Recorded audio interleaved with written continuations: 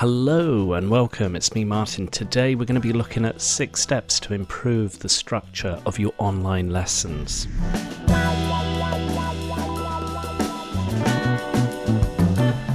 When you're teaching one-to-one online to students, or face-to-face I suppose as well, it can be quite stressful when you're teaching to that student. However, there are some particular steps to making your life easier when it comes down to teaching online.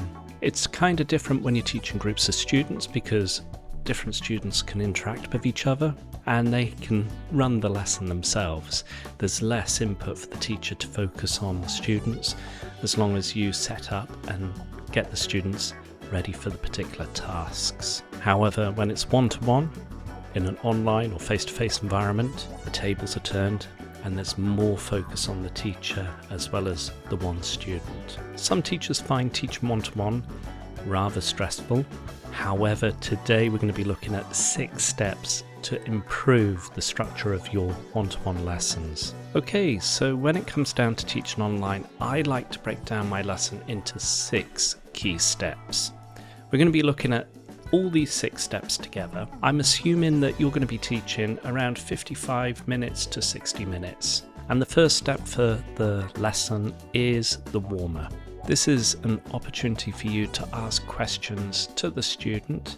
And if you're teaching the student on a Monday or a Tuesday, then you could ask the student about how their weekend was. If it's getting up to Thursday or Friday, you could ask the student, what plans do they have for the weekend? Make this stage rather informal, quite relaxed.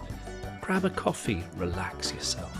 You don't need to get too stressed and dive straight into the lesson immediately. So take your time, slow down and ask the questions about the weekend, what the student got up to and what their plans are tomorrow, the weekend, etc.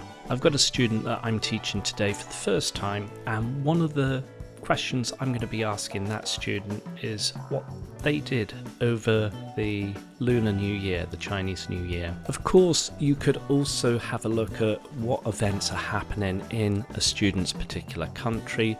So for example, we've just had the Lunar New Year, and it makes sense to talk about whether it's important for the student what they did for the Lunar New Year. Did they do anything special with their friends or family? And also, if it's Christmas, you can talk about the particular highlights of Christmas and the student be very interested about what you've done for Christmas as well. Make sure it's relaxed, make sure it's calm, and ask the student natural questions. Show, natural curiosity. Fill in any sort of language issues that the student may have about communicating or sharing their thoughts and ideas. And when I look back at a particular lesson I had a few days ago, the Chinese New Year just passed, and I asked this Chinese student what they did with their family for the Chinese New Year. And the student was very keen to share a bit more information, and this is where the lesson took off. I had something planned already, so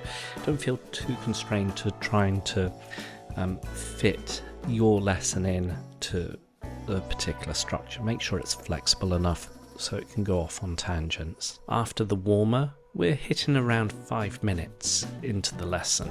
The second step to structuring your online lesson is review. This is an opportunity for you to review language and grammar with the student that was previously taught in the lesson, and gives an opportunity for students to recall particular language or grammar that they had been taught with you. So if you've been teaching the present perfect, ask students questions that focus on the present perfect. Have you blah blah blah blah? Have you ever blah blah blah blah? If you looked at the past simple, did you blah blah blah blah? What did you do at blah blah blah blah?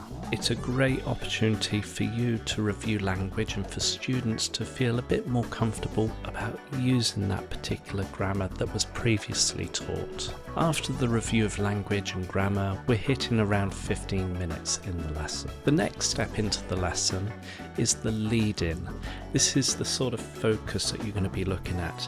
And for me, I like to focus on themes or topics with lessons, and it gives the student more confidence when it comes down to a particular topic or theme that they have to communicate about. There are a variety of different lead-ins that you can incorporate into this next stage of the lesson, and these could be brainstorming vocabulary with the student, showing pictures about the topic, asking questions about the topic, as well as maybe ranking or rating particular activities. The important aspect of this stage is for the student to get interested and curious about the topic. With any luck, you choose a topic that you know is beneficial for the student and they want to try and improve upon. However, sometimes it's nice to get the students out of their comfort zone, looking at topics that they weren't particularly interested in, but would encourage them to broaden their interests as well. Okay, so now we're getting towards 25 minutes into the lesson for the third stage before moving on to the fourth stage. The fourth stage of this lesson is discussion. Now try and choose particular questions, open questions, about the topic that you're going to be teaching. It's relatively simple and you can cheat in some way by using ChatGPT to help you devise open questions for discussions. Type into ChatGPT, show me 6 questions for this particular topic, and then you'll be able to devise further questions and discussions with the student. Whilst you're asking particular questions to the students, you need to really listen carefully about the answers the students are providing. If the student doesn't necessarily answer the question you ask them, show the student what the question is really asking, because they may have misunderstood the question, and it's important to focus on what the student is trying to say. So as much as the questions are as important, I would say that the answers the student gives are so much more important. It gives an indication on the errors the students are encountering when it comes down to answering questions, and it could be errors of pronunciation, so how they say particular words or phrases. It could be errors of grammar, so using the past simple tense instead of the present perfect tense. Or it could be errors of language, so using the wrong word in the wrong context.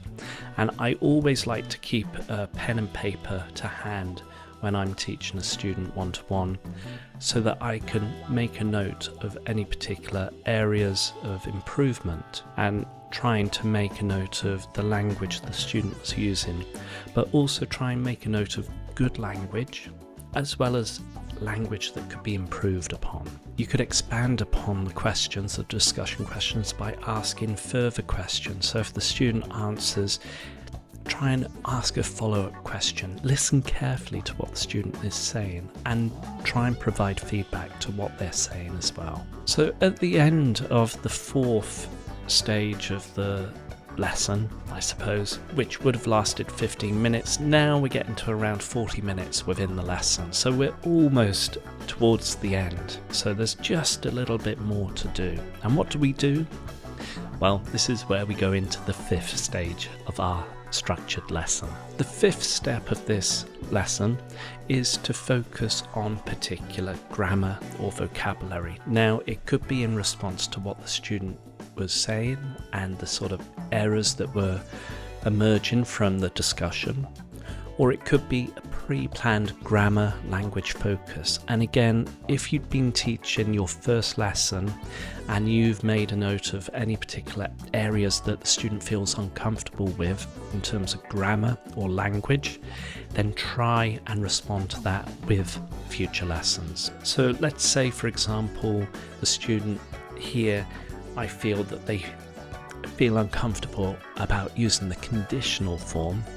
I would be teaching perhaps the second conditional. I would focus more on introducing the structure of the second conditional, breaking it down, and then giving the student the opportunity to create and construct their own sentences. So try and use Google Documents, or you could use the chat function with the student, and the student could be typing in some language, some conditional forms. You would be analysing and correcting them where necessary. Obviously, when it comes down to the presentation and the production of the particular grammar point, again, it can be quite easy for you to go online and source particular material to help out when it comes down to this stage of the lesson.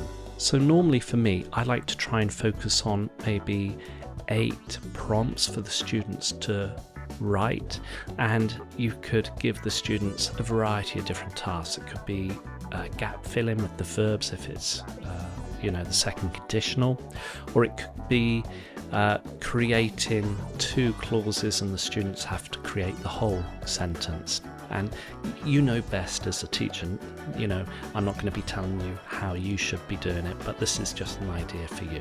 Okay, so we're now at the final step, and we've hit the 50-minute mark with all the previous steps. And what do we do with the final step of your structured lesson? Well, it's homework. That dreaded homework all students hate.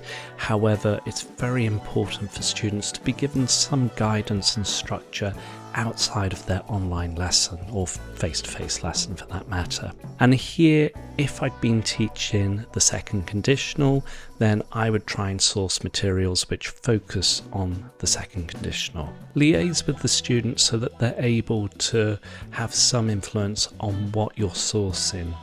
And then you can use either a variety of paid or unpaid sources online. And then after discussing about homework and materials and areas of focus for grammar, language or topics, then I would just start to wrap things up and say thank you ever so much for the lesson today. I really enjoyed it, and I'm looking forward to seeing you on our next lesson. Once the lesson is finished, I would then spend a few minutes finding relevant material for the student and then sending it to them after the class. And if there's any elements of writing the student produces, then feel free to review that with the student in the next lesson. So that would be my 6-point structure when it comes down to teaching one-to-one, either online or face-to-face. It's relatively simple when it comes down to following these 6 steps. However, what I would recommend is you probably know your students best, so feel free to adapt what I've suggested in today's video. Thank you ever so much for watching. I hope you enjoyed today's video, and if you did, hit the like button. If you haven't subscribed already, hit the subscribe button as well. But take care, stay safe, and happy teaching. Bye bye.